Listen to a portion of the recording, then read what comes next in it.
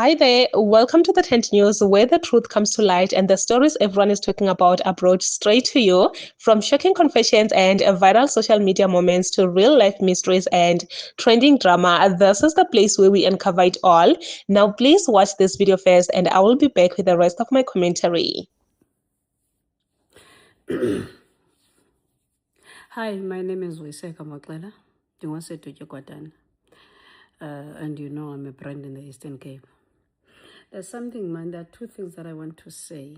The first one is, ndicela ukuthi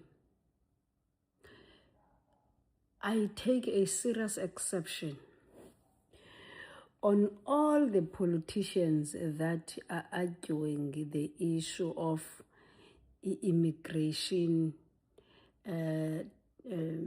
chaos in South Africa from a point of comfort. Some of the people that are making comments and the argument saying that no, South Africa is not xenophobic and this and that, and true to God, South Africa is not xenophobic, but South Africa has got a problem of drugs. And the unfortunate part is that this problem of drugs is in two folds. One, there are drugs that are shipped to the country by sophisticated criminals, which in terms of criminality, you can say they are under what we call white-collar crime. There is that phenomenon. And those people are very sophisticated. They are connected with people that are leading the country. They are connected with the highest people in the South African Police Service. Because remember what Tatum Kwanaza said when he said that there's a problem of drugs that come to South Africa coming from the side of Mexico and they enter in a port, yes, Durban. And those people are not going to be very easy to be caught by ordinary South Africans that are toying in the streets. Because those people, they're sophisticated, they've got IDs, identification, they are in the country properly, but they are the ones that are the brainchild, are the sophisticated individuals behind drug selling in South Africa. And some of those drugs, they sell to people that are leading different political parties. We know for a fact that there are some people that are in leadership positions of different political parties and also in government that are so much embroiled in drugs. Some they're using them, some they are selling them. In whichever form or shape that they are selling. And then the second phenomenon of drug in South Africa, there are those that are taking the drugs that have landed in South Africa through the ports and everything else, that are selling them on the streets. They are the ones that are selling those drugs to our brothers in the Oxford Street, to our own brothers with strato zethu. They are the ones that are selling these drugs in townships. They are the ones that are selling these drugs in clubs. Those are the people that today we are angry at. Those are the people that today that we are saying we are seeing people marching against. The people that are marching, they are marching against these ones that are selling them directly, not the ones that are doing all the importing and sophisticated shipment and what and what. No, we're not talking about those ones. The people of South Africa, they are dealing with the ones that are selling them. They are dealing with the ones about in a packet of chips. Those are the people that currently they are being marched against.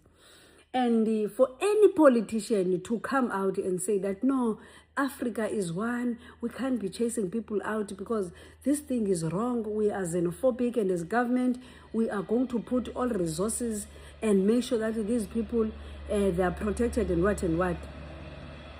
I have a problem with them because as they do that, they are staying in high wall places. Where they stay, they are highly protected. Their kids are first from the door to the school and then from the school back to the house. They are not anywhere in a point wherein they can interact with drugs. Only as and when they get to tertiary, and then they are subjected into that reality of seeing drugs, and they're subjected to that reality of being identified as people that can be used for either selling drugs or using them. So you must understand that abantu that are arguing the point of drugs, that are coming from a point of leadership, they do not have a direct feeling of that mama osemdantsane onomntana wakhe abembona ifunda e-University of Fort, that which today uhamba kancinci wehlima ifinya because involved kwinyawo bena drugs. So you must understand into yoba abazuni understand because bona bahlala kwi-high walled houses. And if indeed it's true that South Africa is one, why are they staying in houses that are even having electric fence? Because they shouldn't be staying in such houses. Ngebeza uhlala nathi apha koMadangen village, bazohlala nathi apha koMatyupa, bayibone i-danger ye-drugs, that which we live in every day, where umntana ubukade ukhula umkhwaza umxele into yoba ndiyaphuma ndibheke edolophini please undigadele. Today the midnight usitsho ndiyaphuma ndibheke edolophini please undigadele, he is the first one to come into your house and take a TV and go and sell it. So you must understand about uthetha nabantu abangayi-understandiyo the reality that you are facing, and uthetha nabantu abangazuyazi le nto lena, because one of them, one way or the other, they know their own comrades, they know their own friends, they know their own colleagues that are embroiled in those drugs, and some that are embroiled in those drugs through using them and others through selling them. So you must understand, Ndoba, debate is not going to be equal, because we're talking about a person who's speaking on the matter of drugs on the basis of just reading and knowing it on TV, and then there's a person that is speaking about the issue of drugs on the point of being directly affected. That's the first part. The second part is, we've just been told that 300 people from Uganda have decided that they are voluntarily going back to their own country. They are leaving South Africa. South Africa is a hell of a place for them. They are going back to their lovely and beautiful country. But as they go back, there's a claim that out of 300 people that have been screened and they've been told that they are ready to catch a flight and go back to their countries, statistics and the screening that was done, it came out to say that only 10 people are in South Africa correctly. The rest, they are here in a thuggery way.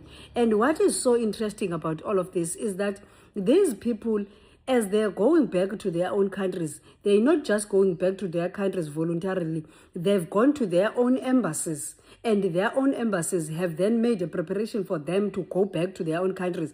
It therefore means that landi bithethwa nguphakela umthakathi into yoba abanye babantu abalapha eSouth Africa, they are in South Africa not on the basis that they are here without the knowledge of their own government. They are in South Africa with the knowledge of their own government, and they are known that they are in South Africa wrongly. And sometimes the government of South Africa knows that they are here wrongly, because it can't be that when they have to go back, knowing that they are going back to the country, bazawuthi go through an embassy. The question is, why is that embassy of their own country was not in the same debate when South Africans were talking about the issue of illegal immigrants? So it tells you that this chaos that we're subjected to of illegal immigrants that are flooding our own country, it is not something that is not known within the ranks of government. That one, at least now, we can establish. There is one way or the other a knowledge that is coming from government. And the fact that government is ready to unleash all the resources in protecting foreign nationals, there is more that we don't know. And the more people of South Africa press on their own government, the more information is likely to come out. And from where I'm seated, I take a serious exception that urhulumente wethu already indoba unleash all resources, protect abantu bokufika, who some of them, they are in this country illegal. They are in South Africa illegally, and the South African government is ready to unleash everything in protecting those people. So asinasizathu songambelieve uphakela umthakathi xa sithi some people come from their own countries to South Africa to an informal arrangement from government.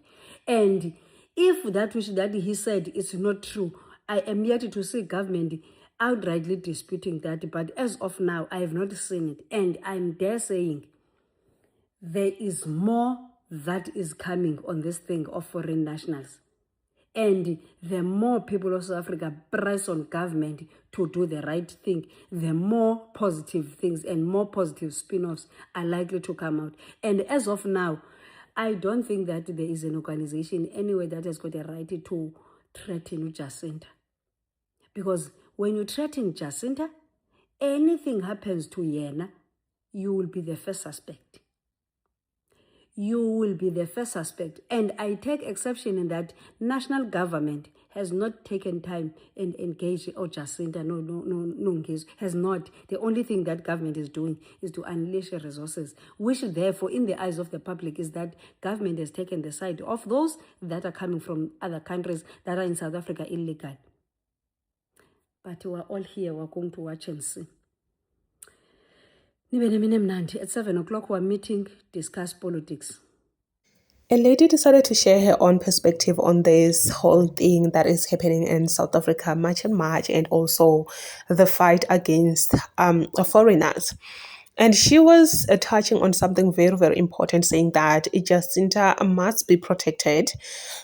And yes, I do believe that Jacinta need a very tight security, because obviously we all know that she's out there, she's fighting these people publicly. So also obvious she might also be in danger, because we saw recently Upagela Mtagat was talking about people putting together 1 million to take him out. And I don't know if I should believe that or what, but it is possible, right? Yes, it is possible, considering the work that he does. And he does all these things publicly. So obviously he will be targeted. I stand with this lady to say, as long as you are out there on the public, standing for something, you do need a very tight security. And she was talking about these foreigners that have already acquired IDs, South African IDs, to say that it will be very difficult, which, guys, it's a lot, man. It's a lot. With this one, I really don't know how it can be done, how everything can be done, man, because she also touched on the government to say something is off, which a lot of people have been saying this, that why is the government so quiet, guys? Like, why are they so quiet? Why are these leaders so quiet about this whole change that is happening in South Africa? But anyway, please say your thoughts down below in the comment section. What do you think?